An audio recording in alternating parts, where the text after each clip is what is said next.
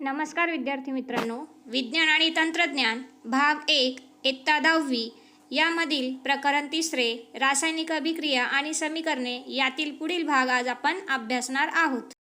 नमस्कार विद्यार्थी मित्रांनो, इयत्ता 10वी मधील प्रकरण 3 रासायनिक अभिक्रिया आणि समीकरणे याचा पूर्वार्ध आपण बघितला. तर आपण आज मध्यार्धाचा अभ्यास करणार आहोत. यानंतर उत्तरार्धाचा जो मुद्दा आहे तो आपण पुढच्या व्हिडिओमध्ये मी तुम्हाला स्पष्ट करणार आहे. तर चला मग बघूया पुढचा जो मुद्दा आहे. आपण मागच्या मुद्द्यामध्ये रासायनिक अभिक्रिया, मूलद्रव्ये आणि संयुजे यांचा पूर्णतः अभ्यास केलेला आहे. तर या व्हिडिओमध्ये आपण रासायनिक समीकरणाचे संतुलित करणे, त्यांचे प्रकार आणि त्यांच्यावर रासायनिक अभिक्रिया करत असताना त्यांच्यावर कुठले घटक परिणाम करतात याचा आपण अभ्यास करणार आहोत. तर मग आपण बघूया रासायनिक समीकरण कसे संतुलित करावे. अगदी सोपं आहे.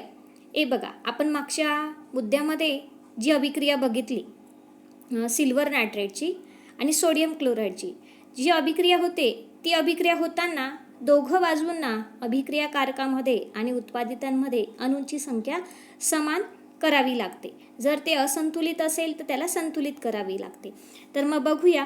यामध्ये बघा, आधी आपण शेजारील दिलेला तक्ता बघूया की त्यामध्ये तक्त्यामध्ये तुम्हाला दिलेलं आहे, एका बाजूला मूलद्रव्य लिहितात, नंतर अभिक्रियाकारक म्हणजे जे डाव्या बाजूला असतात, उत्पादिते जे उजव्या बाजूला असतात, त्यांच्या अणूंची संख्या ही समान करावी लागते.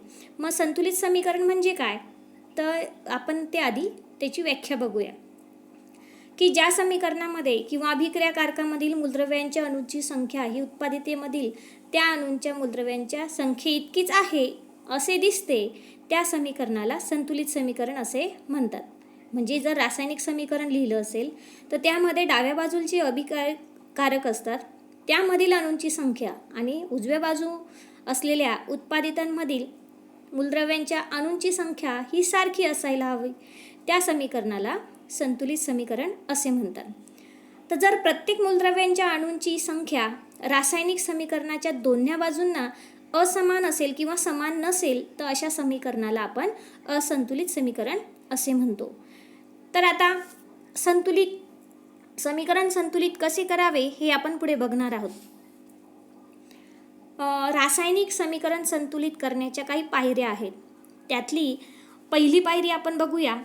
तर पहिली पायरी आहे की रासायनिक समीकरण संतुलित करण्यासाठी पहिली पायरी असते ती मी तुम्हाला मागेच याच्यात शिकवलेली आहे की त्याला शाब्दिक समीकरण असे म्हणतात.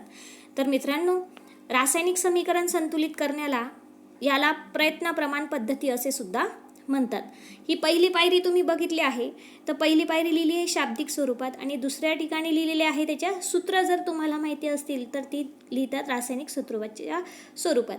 आता बघूया आपण समीकरण क्रमांक 10. NaOH म्हणजे सोडियम हायड्रॉक्साईड अधिक H2SO4 सल्फ्युरिक आम्ल आणि त्यापासून तयार झालेले सोडियम सल्फेट अधिक पाणी. तर ही आहे तुमची पहिली पायरी. तर समीकरण 10 मध्ये दुसरी पायरी बघा काय दिलेली आहे की समीकरण तुम्ही 10 बघितले, त्यामधील अणूंची संख्या बघा की आपण अभिक्रियाकारकांमधील अणूंची संख्या मोजा आणि उत्पादितांमधील अणूंची संख्या मोजा. तर तुम्हाला समान दिसते का? नाही. म्हणजेच हे समीकरण असंतुलित आहे. मग ते आपल्याला संतुलित करायचं असेल तर आपण ज्या वेळेस मागे तक्ता बघितला तर एका बाजूला मूलद्रव्य लिहायची, दुसऱ्या तक्त्यात अभिक्रियाकारक लिहायची, त्यांच्या अणूंची संख्या, उत्पादितांमधील अणूंची संख्या ही लिहून घ्यायची. लिहिल्यानंतर त्यामधील समान आणि असमान अणूंची संख्या आधी बघायची. मग ज्या मूलद्रव्यांच्या अणूंची संख्या असमान असेल ती समान करून घ्यावी लागते. तर पायरी दुसरी, संतुलित आहे की नाही हे तपासण्यासाठी आपल्याला समीकरणाच्या दोघं बाजूंच्या विविध मूलद्रव्यांच्या अणूंची संख्येची तुलना करावी लागते. तर तुम्ही बघत असाल की सोडियममध्ये अभिक्रियाकारक 1 आहे, तर उत्पादितांमध्ये सोडियमची संख्या 2 आहे. तसंच ऑक्सिजनमध्ये बघा अभिक्रियाकारक बघा की ऑक्सिजनची संख्या 5 आहे, हायड्रोजनची संख्या 3 आहे आणि सल्फरची संख्या 1 आहे. तर उत्पादितेमध्ये सोडियमची संख्या 2, ऑक्सिजनची 5, हायड्रोजनची 2 आणि सल्फरची 1 आहे. तर तुम्हाला माहिती आहे की मूलद्रव्ये कुठली असमान आहेत. हे बघा, यामध्ये ऑक्सिजन आणि हायड्रोजनची संख्या जी आहे, हायड्रोजन ऑक्सिजन आणि सल्फर यांची संख्या ही अणूंची संख्या समान आहे, पण सोडियम आणि हायड्रोजन यांची अणूंची संख्या ही असमान आहे. तर दोन्ही बाजूंना सर्व मूलद्रव्यांच्या अणूंची संख्या समान नाही, मग आपण हे समीकरण संतुलित नाही असे म्हणू शकतो. आपण संतुलित करण्यासाठी तिसरी पायरी जी आहे ती म्हणजे त्या मूलद्रव्यांचे जे अणूंची संख्या असमान आहे त्यांची समान करून घेणे. मग समीकरणाच्या संतुलनाची सुरुवात आपण संयुगात जास्तीत जास्त अणू आहेत त्या संयुगापासून करणे सोयीचे असते. या संयुगातील ज्या मूलद्रव्यांचे अणू दोन्ही बाजूंना असमान असतील त्याचा विचार आधी केला जात असतो. मग समीकरण क्रमांक 10 बघा की त्यामध्ये तुम्हाला दिसतंय की सोडियम सल्फेट आणि सल्फ्युरिक आम्ल या दोघांची अभिक्रिया आहे. तर त्या अभिक्रियाकारकाच्या म्हणजे डाव्या बाजूला बघा की यामध्ये जास्तीत जास्त अणू आहेत, त्यापैकी कोणतेही एकाची निवड करा. मग आपण आधी सोडियम अणूची निवड करूया की सोडियम अणूमध्ये अभिक्रियाकारकांमध्ये किती आहेत आणि उत्पादितेमध्ये अणूंची संख्या किती आहे. तर सोडियमच्या अणूंची जी संख्या आहे अभिक्रियाकारकामध्ये ती एकच आहे आणि उत्पादितेमध्ये मात्र ती 2 आहे. मग ती 2 करून घेण्यासाठी म्हणजे दोघं बाजूंना समान करून घेण्यासाठी तर अभिक्रियाकारकामध्ये असलेल्या 2 अणूंच्या संख्येला आपण एका अणूंच्या संख्येला आपण 2 ने गुणणार आहोत, म्हणजे आपलं उत्तर येत आहे ते 2. तर अशा प्रकारे आपण लक्षात ठेवा अणुसंख्येचे संतुलन करण्यासाठी संयुगाचे सूत्र बदलून चालत नाही. म्हणजे आपण Na2OH असं लिहू शकत नाही, तर त्याच्या आधी आपल्याला 2 हा सहगुणक लावावा लागतो. मग या ठिकाणी बघा मी तुम्हाला या ठिकाणी खाली दिले बघा की सोडियम अणूची संख्या आपल्याला 2 करण्यासाठी NaOH हे सूत्र बदलून चालत नाही, म्हणजे Na2OH असे करता येत नाही. तर त्याऐवजी आपल्याला त्याच्या आधी 2 हा सहगुणक लावावा लागतो. तर समीकरण पुढच्या मध्ये तसं दिलेलं आहे. पुढील समीकरण बघा 2NaOH अधिक H2SO4 त्यानंतर तयार झालेला आहे Na2SO4 आणि H2O.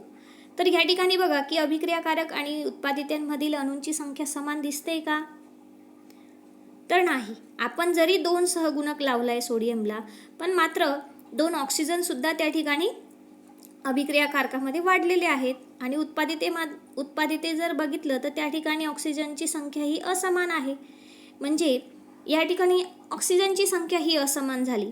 मग आपण मूलद्रव्य घेऊया, त्या मूलद्रव्यांच्या ऑक्सिजनची संख्या ही समान करूया. मग दोन्ही बाजूंना ऑक्सिजन आणि हायड्रोजनची अणुसंख्या असमान झाली आहे. मग ती संतुलित करण्यासाठी आपण हायड्रोजनच्या अणुसंख्येचे संतुलित करण्यासाठी लहान सहगुणक लागेल, म्हणून आपण प्रथम हायड्रोजनच्या अणुसंख्येचे संतुलन करूया.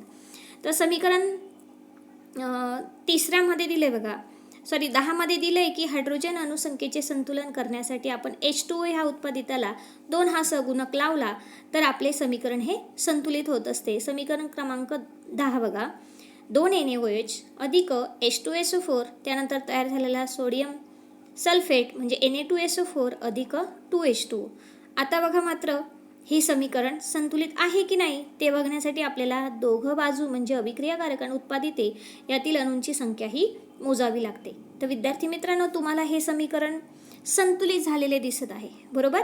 मग संतुलित समीकरण अंतिम जी पायरी आहे ती शेवटी लिहितात, जसं समीकरण क्रमांक 11 मध्ये लिहिलेलं आहे की हायड्रोजनची अणुसंख्या ही समान केली, म्हणजे ती सुरुवातीला 4 होती आणि उत्पादितेमध्ये 2च होती. मग ती 4 करण्यासाठी आपल्याला 2 ने गुणलं, म्हणजे 2 गुणिले 2 की 4 येते. मग त्या ठिकाणी हायड्रोजनची संख्या ही सुद्धा समान झालेली आहे. अशा प्रकारे आपण मूलद्रव्यांच्या अणुसंख्येचे संतुलन करण्यासाठी योग्य तो त्या अभिक्रियाकारक आणि उत्पादिताला योग्य तो सहगुणक लावून आपण रासायनिक समीकरण हे संतुलित करू शकतो. तर पुढील जरा डोके चालवा, म्हणजे या ठिकाणी दिलेलं समीकरण आहे त्यामध्ये संतुलित आहे की नाही आपल्याला बघायचं आहे. समीकरण 6 मधील अभिक्रियाकारके उत्पादिते कोणती आहेत ते लिहा. आता तुम्हाला समजलं असेल की अभिक्रियाकारक म्हणजे काय असतं आणि उत्पादिते म्हणजे काय असतं. हे समीकरण संतुलित करायचं आहे. खाली बघा तुम्हाला काही समीकरणं दिली आहेत, ती समीकरण तुम्ही वहीमध्ये नोंदवायची आहे. एक शाब्दिक समीकरण तुम्हाला दिलेलं आहे, ते समीकरण तुम्हाला तुमच्या रासायनिक स्वरूपात मांडून संतुलित करायचं आहे. पुढील अभिक्रियाकारकांचे अभिक्रियाकारक आणि उत्पादिते यांची भौतिक अवस्था तुम्हाला लिहायची आहे. तेही आपण मागील मुद्द्यामध्ये अभ्यासलं आहे. मग रासायनिक अभिक्रियेमध्ये अभिक्रियाकारकांपासून नवीन पदार्थ म्हणजे उत्पादिते मिळतात आणि हे सर्व होताना म्हणजे उत्पादिते तयार होताना अभिक्रियाकारकांमधील काही रासायनिक बंध तुटतात आणि नवीन रासायनिक बंध तयार होऊन उत्पादिते आपल्याला मिळत असतात. याचा सखोल अभ्यास आपण मागच्या मुद्द्यात केलेला आहे. मग आपण रासायनिक अभिक्रिया तर शिकलो आहोत, त्यांचं संतुलित समीकरण हे पण शिकलो, म्हणजे ते संतुलित कशी करायची हेही शिकलो. मग त्यांचे आता आपण पुढच्या मुद्द्यामध्ये त्यांचे प्रकार शिकणार आहोत. तर त्यांचे प्रकार आहेत, तर आपण त्यांचे प्रकार कशावरून पडतात? अभिक्रियेतील अभिकारके व उत्पादिते यांचे स्वरूप व संख्या यानुसार अभिक्रियांचे पुढील 4 प्रकार पडतात. तर पहिला प्रकार आहे त्यातला संयोग अभिक्रिया. संयोग म्हणजे काय? या शब्दामध्येच त्याचा अर्थ दडलेला आहे. संयोग म्हणजे काय? एकत्र येणे. 2 किंवा अधिक पदार्थ जेव्हा एकत्र येतात तेव्हा त्यांचा संयोग होतो असं आपण म्हणतो. तर आपल्याला दिलेली अभिक्रिया आपण अभ्यासणार आहोत. तर साहित्य दिलेले आहे आपल्याला परीक्षा नळी, काचकांडी, चंचुपात्र इत्यादी. आणि रासायनिक पदार्थ दिले आहेत हायड्रोक्लोरिक आम्ल, अमोनिया द्रावण, चुनकळी इत्यादी. मग आपण खालील संयोग अभिक्रिया बघूया. अभिक्रिया बघण्यासाठी समीकरण क्रमांक 12 बघा. त्यामध्ये तुम्हाला दिलेलं आहे अमोनियाची अभिक्रिया ही हायड्रोक्लोरिक आम्लाबरोबर झाली तर आपल्याला अमोनियम क्लोराईड मिळतो. आपण त्यासाठी दिलेले अभिक्रिया वाचूया की एका परीक्षेनळीमध्ये आपण घेतलेलं आहे अमोनियमचे द्रावण आणि त्यामध्ये टाकलेलं आहे आपण हायड्रोक्लोरिक आम्ल. तर त्याला उष्णता दिली तर त्यापासून आपल्याला अमोनियम क्लोराईड हा मिळत असतो. तर काय बरे झाले असावे? या अभिक्रियेमध्ये कुठला उत्पादित तयार झालाय? तो म्हणजे अमोनियम क्लोराईड. तर या ठिकाणी HClच्या वाफा बाहेर येऊ लागतात आणि काचकांडीवरील द्रावणातून अमोनिया वायू हा बाहेर पडतो. अमोनिया वायू बाहेर पडतो म्हणजे या ठिकाणी अमोनिया वायू व हायड्रोजन क्लोराईड यांच्यात अभिक्रिया होऊन त्यापासून अमोनियम क्लोराईड तयार होतो. तुम्हाला या अभिक्रियेमध्ये काय दिसतंय मित्रांनो? की या अभिक्रियेमध्ये 2 अभिक्रियाकारकांपासून एकच उत्पादिते मिळते. म्हणजे आपण अशी व्याख्या करू शकतो, संयोग अभिक्रिया म्हणजे काय? तर ज्या अभिक्रियेमध्ये 2 किंवा अधिक अभिक्रियाकारकांपासून एकच उत्पादिते मिळते त्यास संयोग अभिक्रिया असे म्हणतात. त्याचप्रकारे आपल्याला दुसरी अभिक्रिया दिली आहे. कृती क्रमांक 2 बघूया.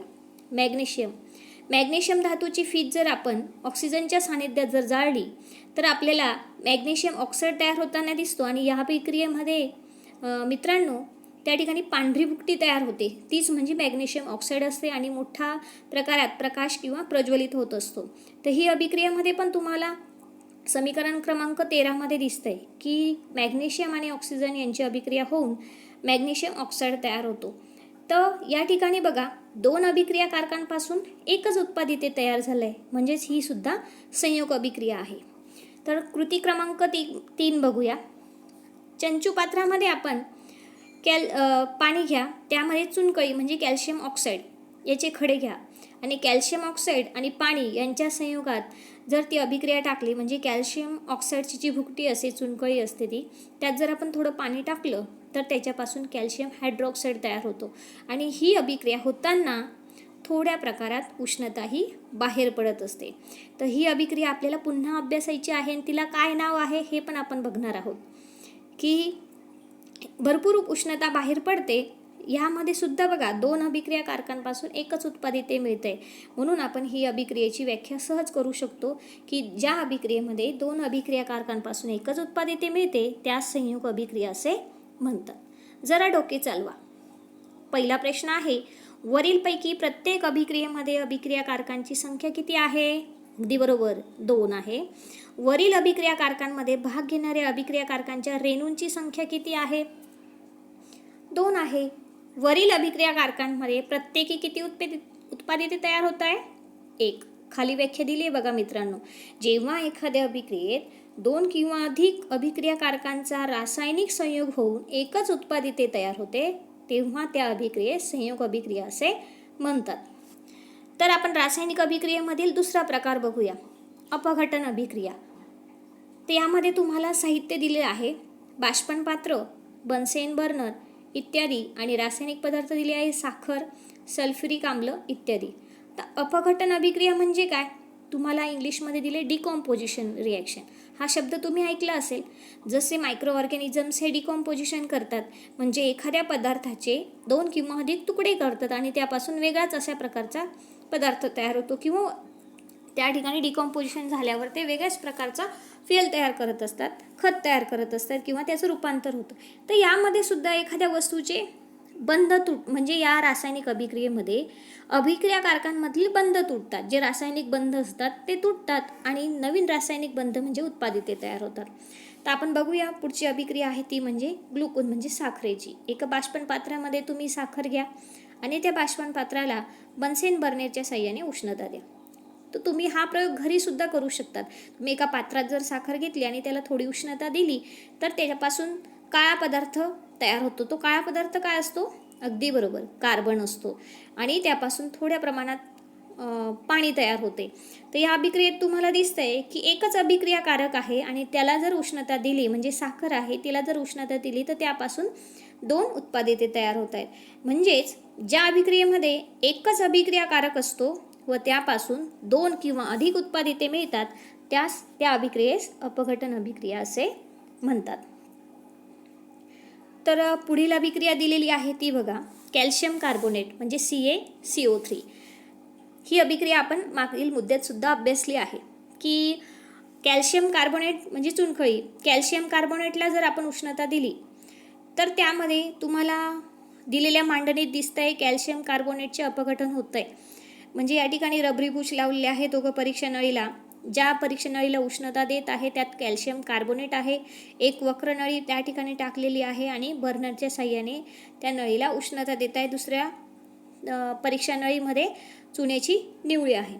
रासायनिक पदार्थ तुम्हाला कळाले, कॅल्शियम कार्बोनेट आणि ताजी चुन्याची निवळी. बघा, एका परीक्षा नळीमध्ये कॅल्शियम कार्बोनेट टाकले, त्यानंतर त्या परीक्षा नळीच्या वक्र नळी जोडून दुसरी परीक्षा नळीमध्ये चुन्याची निवळी आहे. तर आता आपण कॅल्शियम कार्बोनेट असलेल्या परीक्षा नळीला उष्णता दिली तर त्या ठिकाणी तुम्हाला बुडबुडे येताना दिसत आहे किंवा चुन्याची निवळी दुधी रंगाची होते. म्हणजेच काय होत असेल या अभिक्रियेमध्ये, तर कॅल्शियम कार्बोनेटला जर उष्णता दिली तर त्याचे अपघटन होऊन त्याच्यापासून कॅल्शियम हायड्रॉक्साईड तयार होतो, म्हणजे चुन्याची निवळी ही दुधी होत असते.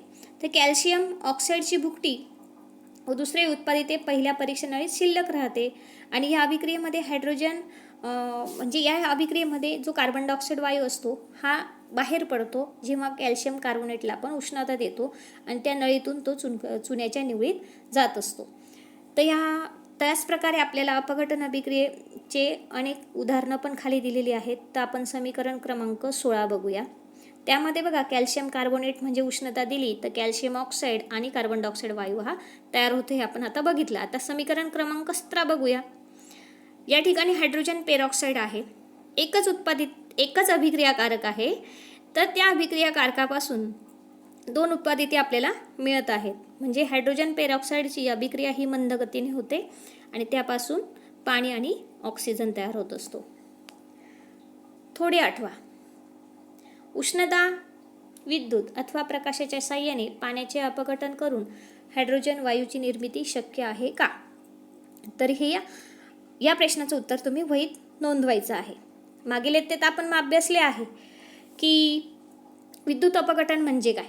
तर आम्लयुक्त पाण्यातून जेव्हा विद्युत प्रवाह जाऊ दिला तेव्हा त्या पाण्याचे काय होत असते? अपघटन होते. म्हणजे हायड्रोजन आणि ऑक्सिजन हा वायू वेगळा होतो. याला सुद्धा अपघटन असे आपण म्हणू शकतो की म्हणजे विद्युतच्या साहाय्याने जर आपण अपघटन केलं असेल तर त्याला विद्युत अपघटन असे म्हणतात. तर अपघटन म्हणजे काय याचा अर्थ तुम्हाला कळाला असेल.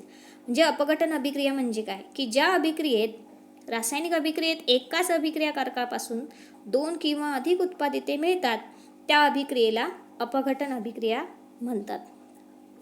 निसर्गात आपल्याला अवतीभोवती अनेक विघटक म्हणजे जे मायक्रोब्स असतात किंवा सूक्ष्मजीव हे आपल्याला दिसत असतात. बघा, सेंद्रिय कचरा असेल, सूक्ष्मजीवांमार्फत तो विघटन करून खत आणि जैविक वायू हा तयार होत असतो. ही एक प्रकारची अपघटन अभिक्रियाच असते. पुढची अभिक्रिया बघूया. अभिक्रिया क्रमांक आहे 3, विस्थापन अभिक्रिया. या पाठाच्या सुरुवातीलाच आपण बघितले आहे की कॉपर सल्फेट निळ्या रंगाचं द्रावण असतं आणि झिंक सल्फेट हे रंगहीन द्रावण असतं. त्या दोघांची अभिक्रिया होऊन उत्पादिते तयार होते. ते तयार होते का आता कॉपर सल्फेट आणि झिंक सल्फेट. कॉपर सल्फेट आणि झिंक सल्फेटची अभिक्रिया होऊन त्या ठिकाणी बघा अभिक्रिया कारखान्यामध्ये या अभिक्रियेमध्ये अभिक्रिया क्रमांक 3 पहा तुम्ही मागील मुद्द्यामध्ये. तर कॉपर सल्फेट हे निळ्या रंगाचं द्रावण असतं, तर त्याच्यामधला जो कॉपर आयन असतो हा कमी अभिक्रियाशील असतो आणि झिंक हा जास्त अभिक्रियाशील धातू असतो. तर झिंक हा कॉपरची जागा घेतो आणि झिंक सल्फेट तयार होत असते. तर या अभिक्रियेमध्ये कॉपर हा बाहेर पडतो किंवा तो त्याला बाजूला सारत असतो. म्हणून झिंकमुळे कॉपर सल्फेटमधील कॉपर हे विस्थापित होत असते. जेव्हा एका संयुगातील कमी अभिक्रियाशील मूलद्रव्यांच्या आयनांची जागा दुसरे जास्त अभिक्रियाशील धातू किंवा मूलद्रव्ये स्वतः आयन म्हणून येते, त्या रासायनिक अभिक्रियेला विस्थापन अभिक्रिया म्हणतात. म्हणजे तुम्हाला कळालं असेल की अभिक्रिया कारखान्यामध्ये जे काही मूलद्रव्य असतात ते कमी अभिक्रियाशील असो किंवा जास्त अभिक्रियाशील. तर या अभिक्रियेमध्ये विस्थापन अभिक्रियेमध्ये विस्थापन म्हणजे जागा बदलणे. तर जास्त अभिक्रियाशील धातू हे कमी अभिक्रियाशील धातूंची जागा बदलतात आणि ते त्यांची जागा घेतात आणि त्या प्रकारचे उत्पादिते तयार करतात, ज्या मागच्या अभिक्रियेमध्ये तुम्ही बघितलं. तर कमी आणि जास्त अभिक्रियाशील धातूंची तुम्हाला पाठ क्रमांक 8 धातुविज्ञान या पाठात दिलेलंच आहे की त्यांची पूर्णतः यादी दिलेली आहे. जास्तपासून कमीपर्यंतचा पूर्ण तक्ता तुम्हाला दिलेला आहे. तर आपण खालील अभिक्रिया पूर्ण करा. कॉपर सल्फेट अधिक फेरस सल्फेट. सांगा बरं विद्यार्थी मित्रांनो की यामध्ये कुठल्या प्रकारचं उत्पादिते तयार होणार आहे. आता फेरस हा कॉपरची जागा घेईल म्हणजे तयार होणारं उत्पादिते असणारे फेरस सल्फेट आणि तयार होणारे तो कॉपर बाजूला सरला जाणार आहे. त्याच प्रकारे पुढची अभिक्रिया असणारे. अशा प्रकारे विस्थापन अभिक्रिया आपण शिकलो. यापुढील मुद्दा आहे तो म्हणजे दुहेरी विस्थापन अभिक्रिया. आता विस्थापन आणि दुहेरी विस्थापन म्हणजे या ठिकाणी दुहेरी म्हटलंय म्हणजे दोन, म्हणजे दोघं जे आयन असतात अभिक्रियाकारक आणि उत्पादितेमधले की हे आयनांची अदलाबदल करतात. अभिक्रियाकारकामधील सिल्वर आणि सोडियम आयनांची अदलाबदल होऊन सिल्वर क्लोराईडचा पांढरा अवक्षेप तयार होतो. हे आपण रासायनिक समीकरण 9 मध्ये बघितलेलं आहे. तर आपण त्याची व्याख्या बघूया. ज्या अभिक्रियामध्ये अभिक्रिया कारखान्यामधील आयनांची अदलाबदल होऊन अवक्षेप तयार होतो अशा अभिक्रियांना दुहेरी विस्थापन अभिक्रिया असे म्हणतात. खालील अभिक्रिया बघूया. Barium sulphate. बेरियम सल्फेटच्या द्रावणात जर तुम्ही पोटॅशियम क्रोमेट घातले तर पहिला प्रश्न दिला बघा, तयार झालेल्या अवक्षेपाचा रंग कसा असेल, तर तो असतो पिवळा. दुसरा आहे अवक्षेपाचे नाव लिहा. तर मी तुम्हाला सांगते बघा, तर यामध्ये 2 आयन आहेत. इथे आहे बेरियम सल्फेट आणि दुसरा आहे पोटॅशियम क्रोमेट. तर हा जो पोटॅशियम आहे हा बेरियमची जागा घेतो म्हणजे तयार काय होणार आहे, पोटॅशियम सल्फेट आणि बेरियम क्लोराईड. म्हणजे आधी तयार होणारे तो बेरियम क्रोमेट आणि पोटॅशियम सल्फेट. मग अवक्षेपाचे नाव लिहा म्हणून सांगितलं तर तुम्हाला काय सांगायचं आहे, बेरियम क्रोमेट. रासायनिक या अभिक्रियेचे संतुलन म्हणजे रासायनिक समीकरण तुम्हाला लिहायचं आहे. तर रासायनिक समीकरण कसं येणार आहे, BaSO4 अधिक पोटॅशियम क्रोमेट बाण केला. त्यानंतर तुम्हाला तयार होणारा उत्पादिते आहे ते म्हणजे BaCrO4 म्हणजे बेरियम क्रोमेट आणि पोटॅशियम सल्फेट. या अभिक्रियेला तुम्ही विस्थापन अभिक्रिया म्हणाल की दुहेरी विस्थापन अभिक्रिया म्हणाल. या अभिक्रियेला नक्कीच आपण दुहेरी विस्थापन अभिक्रिया म्हणू, कारण या अभिक्रियेमध्ये आयनांची काय झालेली आहे, अदलाबदल होऊन अवक्षेप तयार झालेला असेल. पुढची अभिक्रिया बघूया. उष्माग्राही आणि उष्मादायी अभिक्रिया. आता उष्माग्राही बघा, या शब्दामध्ये सुद्धा त्याचा अर्थ दडलेला आहे. उष्माग्राही म्हणजे काय, उष्मा म्हणजे उष्णता ग्रहण करणे आणि उष्मादायी म्हणजे उष्णता बाहेर टाकणे. अशा प्रकारे या अभिक्रियेचा आपण अर्थ आणि त्यांचे समीकरण पण म्हणजे रासायनिक अभिक्रिया सुद्धा बघणार आहोत. त्याआधी आपण त्याचे काही उदाहरणं पडताळून बघूया. विविध प्रक्रिया व अभिक्रियांमध्ये उष्णतेचे आदान प्रदान होते. यावरून प्रक्रिया आणि अभिक्रियांचे 2 प्रकार पडतात. ते म्हणजे उष्माग्राही आणि उष्मादायी अभिक्रिया. पहिलं बघूया उदाहरण, बर्फ वितळणे. बर्फ केव्हा वितळतो, जेव्हा आपण त्याला उष्णता देतो किंवा बाहेर जर बर्फ काढला आपण तर त्याला बाहेरील उष्णतेमुळे तो वितळतो, म्हणजे त्याला उष्णता मिळत असते, म्हणजे तो काय करतो, उष्णता ग्रहण करतो. तर ही कुठल्या प्रकारची अभिक्रिया आहे, उष्माग्राही.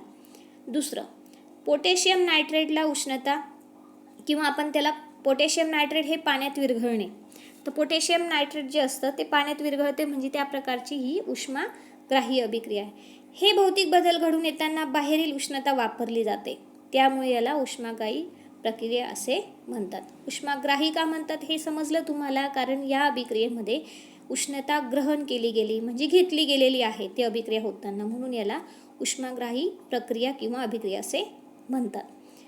पुढचं बघूया, पाण्यापासून बर्फ तयार होणे. तर पाण्यापासून जेव्हा बर्फ तयार होतो, म्हणजे त्यातली उष्णता काय होते, बाहेर टाकली जाते. दुसरं आहे सोडियम हायड्रॉक्साईडचे पाण्यात विरघळणे. सोडियम हायड्रॉक्साईडचे पाण्यात विरघळणे हे सुद्धा उष्मादायी अभिक्रियेचं उदाहरण आहे. तर हे सर्व भौतिक बदल घडून येताना तुमच्या लक्षात आलं असेल की यामध्ये उष्णता ग्रहण केली गेली, म्हणजे त्याला उष्माग्राही अभिक्रिया म्हणतात, आणि काही अभिक्रियेमध्ये उष्णता बाहेर टाकली गेली तर त्याला उष्मादायी अभिक्रिया म्हणतात. आता एक उदाहरण अजून दिलेलं आहे. सहज सल्फ्युरिक आम्लाचे पाण्यात विलगीकरण करण्याच्या प्रक्रियेत खूप मोठ्या प्रमाणात उष्णता बाहेर टाकली जाते, त्यामुळेच सहज सल्फ्युरिक आम्लात पाणी ओतले असताना पाण्याचे तत्काळ बाष्पीभवन होऊन अपघात संभवतो. हे टाळण्यासाठी आवश्यक तितकेच पाणी काच पात्रात घेऊन त्यात थोडे थोडे सल्फ्युरिक ॲसिड ओतून ढवळतात, म्हणजेच त्या क्षणी थोडी उष्णता बाहेर टाकली जाते. हे बघा, मी पुन्हा सांगते की आपण जेव्हा सहज सल्फ्युरिक आम्लाचं द्रावण बनवतो, तर त्यावेळेस आपण सल्फ्युरिक आम्लामध्ये थोडे थोडे पाणी टाकावं, किंवा आपण त्या काचपात्रामध्ये पाणी मोजून घेणे आणि त्यात थोडेसे सहज आम्ल ड्रॉपने टाकून त्यात विरघळणे, की त्यामुळे त्या पाण्याचे बाष्पीभवन होत नाही आणि कुठल्याही प्रकारचा अपघात होत नाही. आणि जर आपण त्या उलट केलं तर मोठ्या प्रमाणात ते उष्णता सहज सल्फ्युरिक आम्ल हे बाहेर टाकते आणि मोठा अपघात होऊ शकतो. तर ते टाळण्यासाठी या ठिकाणी तुम्हाला काही प्रिकॉशन दिलेले आहेत. तर यामध्ये तुम्हाला समजलं असेल की उष्माग्राही आणि उष्मादायी प्रक्रिया म्हणजे काय. त्यासाठी आपण एक कृती बघूया, करून पहा.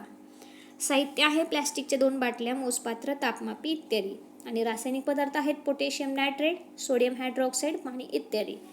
सोडियम हायड्रॉक्साईड वाहक असल्याने शिक्षकांच्या उपस्थितीतच काळजीपूर्वक हाताळावे. प्लॅस्टिकच्या 2 बाटल्यांमध्ये प्रत्येकी 100 ml पाणी घ्या, आणि प्लॅस्टिक हे उष्णतारोधक असल्यामुळे उष्णतेचा हार टाळता येत असतो. बाटल्यांमधील पाण्याच्या तापमानाची नोंद करा. एका बाटलीत 5 ग्रॅम पोटॅशियम नायट्रेट टाकलं आहे. बाटली चांगली हलवा. तयार झालेल्या द्रावणाच्या तापमापीची नोंद करा, आणि दुसऱ्या बाटलीत 5 ग्रॅम सोडियम हायड्रॉक्साईड टाकलेलं आहे. तर अशा प्रकारे ती बाटली हलवा आणि तापमानाची नोंद करा. आता पहिली बाटलीत आपण काय टाकलं होतं, पोटॅशियम नायट्रेट. तर ही प्रक्रिया घडली, आणि दुसऱ्या बाटलीत सोडियम हायड्रॉक्साईड. दोघं प्रक्रियांमध्ये प्रक्रिया घडलेल्या आहेत. तर तुमच्या निरीक्षणानुसार कोणती प्रक्रिया उष्मादायी आणि उष्माग्राही असणार आहे. तर बघा, पोटॅशियम नायट्रेट विरघळण्याची प्रक्रिया घडून येताना परिसरातील उष्णता शोषली गेलेली आहे, म्हणजे ती उष्णता ग्रहण केली पोटॅशियम नायट्रेटने.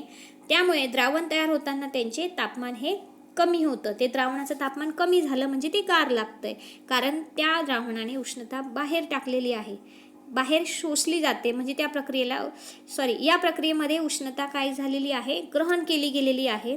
तर या प्रक्रियेला उष्माग्राही अभिक्रिया असे म्हणतात. आणि सोडियम हायड्रॉक्साईडच्या द्रावणामध्ये उष्णता बाहेर टाकली गेली आहे आणि त्या तापमानात वाढ झाली, त्या प्रक्रियेमध्ये उष्णता बाहेर टाकली जाते, त्या प्रक्रियेला उष्मादायी प्रक्रिया असे म्हणतात. उष्माग्राही आणि उष्मादायीच्या काही अभिक्रिया खाली दिलेल्या आहेत.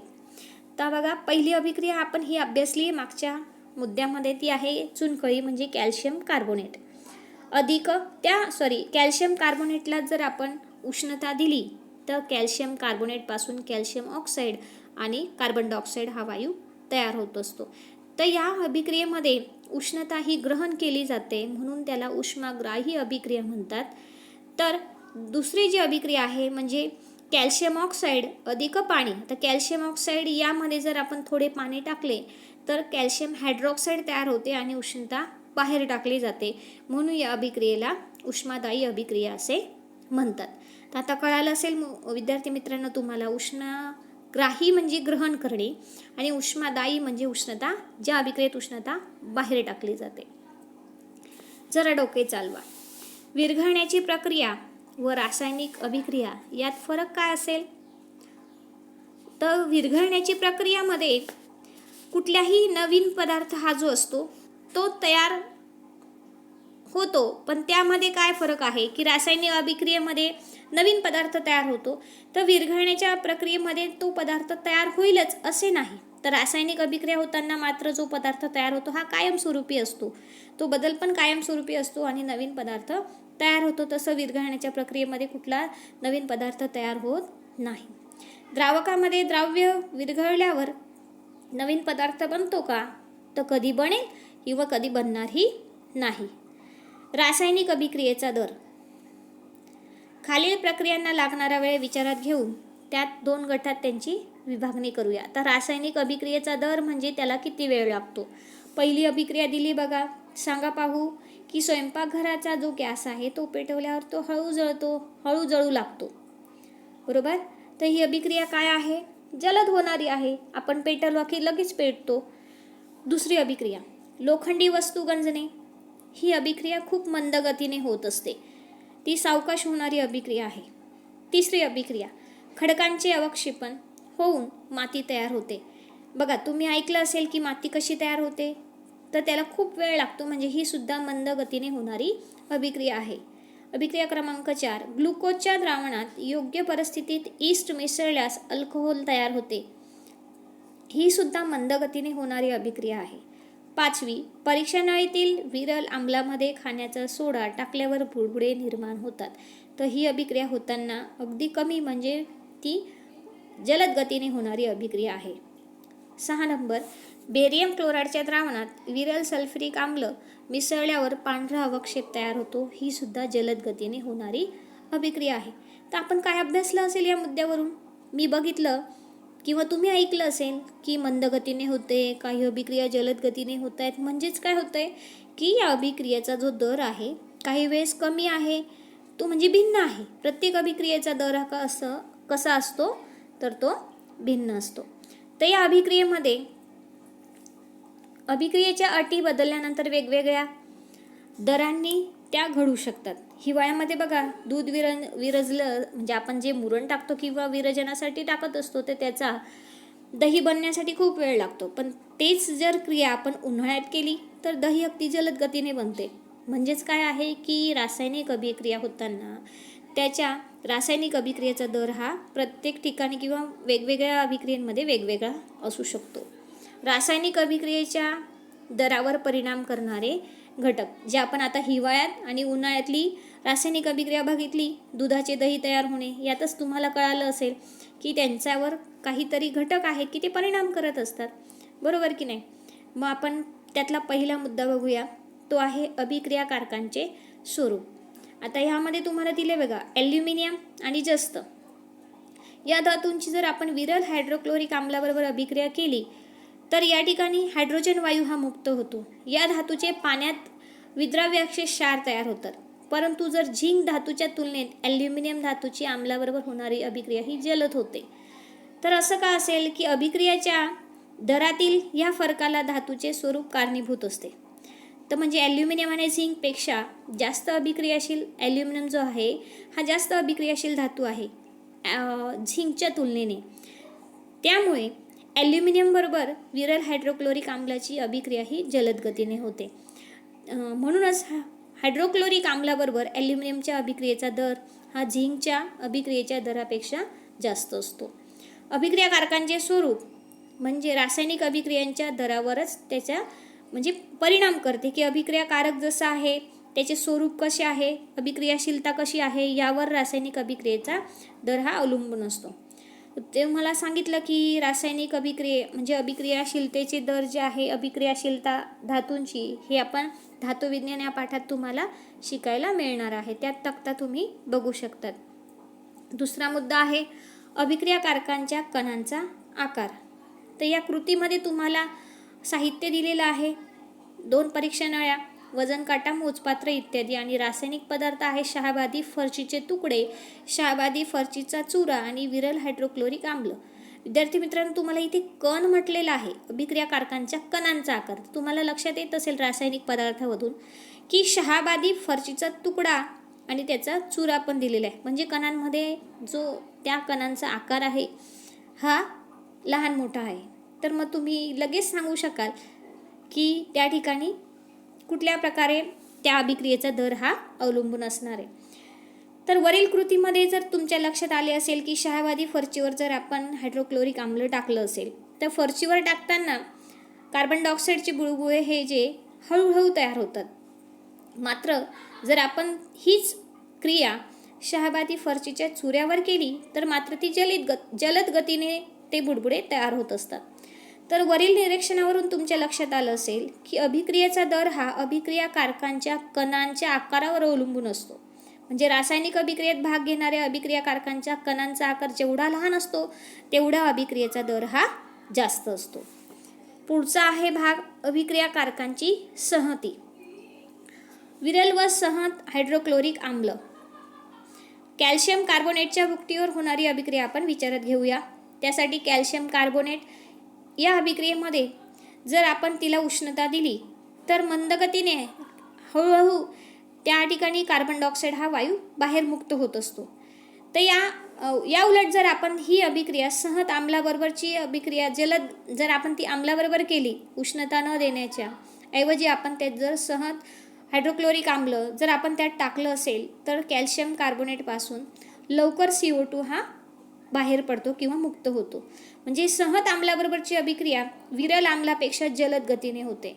म्हणजेच अभिक्रियेचा दर जो आहे तो कशावर अवलंबून असतो तर अभिक्रियाकारकांची जी संहती आहे संहतीच्या प्रमाणावर तो अवलंबून असतो. अभिक्रियेचे तापमान. जी वरील अभिक्रिया तुम्ही अभ्यासली बघा आता, दुधाचे दही होणे. तर या तापमानामध्ये हिवाळ्यामध्ये तापमान कमी असल्यामुळे ती दुधाचे दही होताना ती मंद गतीने होते आणि उन्हाळ्यात हीच क्रिया जलद गतीने होते. म्हणजे त्यावर काय त्या अभिक्रियेचा दर कशावर अवलंबून होता तापमानावर. मग आपण हा पुढचा जो पॉईंट आहे तो बघते अभिक्रियेचे तापमान. अपघटन अभिक्रियेचा अभ्यास करताना चुनखळीच्या अपघटनाची कृती तुम्ही केली आहे. या कृतीमध्ये आपण उष्णता दिली होती कॅल्शियम कार्बोनेटला म्हणजे चुनखळीला. तर त्या चुन्याची निवळीमध्ये एक ती वक्र नळी आपण ठेवली होती. तर त्यात दुधी अशा प्रकारचे चुन्याच्या निवळीमध्ये दुधी रंग तयार झाला. कारण तेव्हा अभिक्रियेचा दर हा 0 असतो आणि तापवल्यानंतर त्या अभिक्रियेचा दर मात्र वाढतो आणि कार्बन डायऑक्साईड हे उत्पादित तयार होते. यावरून तुमच्या लक्षात आलं असेल की अभिक्रियेचा दर हा तापमानावर अवलंबून असतो. तापमान वाढवले की अभिक्रियेचा दर वाढतो आणि तापमान जर कमी असले तर अभिक्रियेचा दर हा कमी होत असतो. पुढचं आहे ते म्हणजे उत्प्रेरक. आता उत्प्रेरक म्हणजे काय असेल की एखादी अभिक्रिया होताना त्या अभिक्रियेसाठी एखादा घटक असतो. तो घटक जर आपण त्यात ॲड केला तर ती अभिक्रिया ही जलद गतीने होते. म्हणजे मी ही व्याख्या तुम्हाला मागील मुद्द्यात सांगितली होती बघा. तर ज्या पदार्थाच्या केवळ उपस्थितीमुळे रासायनिक अभिक्रियेचा दर बदलतो परंतु तो पदार्थ कुठल्याही रासायनिक अभिक्रियेमध्ये भाग घेत नाही किंवा त्याच्यावर कुठलाही परिणाम होत नाही, तो फक्त त्या रासायनिक अभिक्रियेचा दर वाढवण्यासाठी मदत करत असतो. जसं पोटॅशियम क्लोराईड दिले बघा, तापवले असता त्याचे अपघटन मंद गतीने होते. जर आपण त्याला उष्णता दिली तर तो अगदी मंद गतीने त्याची अभिक्रिया होते किंवा अपघटन होतं पोटॅशियम क्लोराईडचं. कणांचा आकार लहान करून अभिक्रियेचे तापमान वाढवून देखील वरील अभिक्रियेचा दर वाढत नाही. अशा अभिक्रिया काही असतात की त्यांना खूप उष्णता दिली तरी त्यांचा दर वाढत नाही. मग अशा वेळेस काय असतो की उत्प्रेरक जे असतात कॅटलिस्ट त्यांच्या मदतीने त्या रासायनिक अभिक्रियेचा दर वाढवला जातो. जसं मॅग्नीज डायऑक्साईड आहे, हा एक उत्प्रेरक आहे.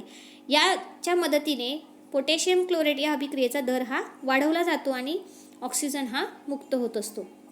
म्हणजे ज्या पदार्थांच्या केवळ उपस्थितीमुळे रासायनिक अभिक्रियेचा दर बदलतो परंतु त्या पदार्थामध्ये मात्र कोणताही रासायनिक बदल होत नाही, अशा पदार्थाला उत्प्रेरक म्हणतात. हायड्रोजन पेरॉक्साईडचे विघटन होऊन पाणी आणि ऑक्सिजन तयार होण्याची अभिक्रिया कक्ष तापमानाला खूप मंद गतीने होते आणि तीच अभिक्रिया मात्र मॅग्नेशियम डायऑक्साईड हा उत्प्रेरक वापरून ती आपल्याला जलद गतीने घडून आणता येते. तर विद्यार्थी मित्रांनो, हा मध्यार्थ या व्हिडिओचा आपण इथपर्यंत बघितलेला आहे. तर याचा उत्तरार्ध आपण पुढच्या व्हिडिओमध्ये बघणार आहोत. तर तुम्ही पुन्हा एकदा हा व्हिडिओ समजून घ्या किंवा पुन्हा त्याचे वाचन करा, तुम्हाला नक्कीच समजेल अशी मी आशा करते. आणि ह्या सायन्स एज्युकेशन चॅनलला लाईक करा, शेअर करा आणि सबस्क्राईब करा. मात्र हे तिघं व्हिडिओ व्यवस्थित समजून घ्या, एकदा पुन्हा बघा, तुम्हाला हा जो पाठ आहे पूर्णतः समजेल. तर या व्हिडिओमध्ये तुम्हाला शेवटी म्हणजे पाठ संपल्यावर मी काही प्रश्न देणार आहे, तर काळजीपूर्वक जर तुम्ही व्हिडिओ बघितला असेल तर तुम्ही त्या प्रश्नांची उत्तरे सहज देऊ शकतात. थँक्यू.